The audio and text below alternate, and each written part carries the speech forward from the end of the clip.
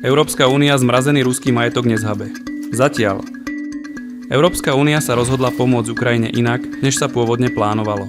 Na financovanie obrany Kyjeva si požičia 90 miliárd eur. Požička však nebude krytá zmrazenými ruskými aktívami, ale rozpočtom Európskej únie.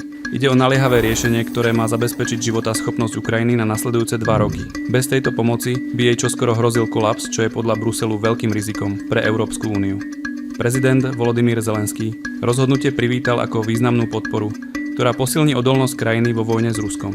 Spoločné zadlženie Európskej únii umožnili aj Maďarsko, Slovensko a Česko, ktoré sa pôvodne stavali proti nemu. Vybojovali si však výnimku, na základe ktorej nebudú ich štátne rozpočty týmto úverom zaťažené.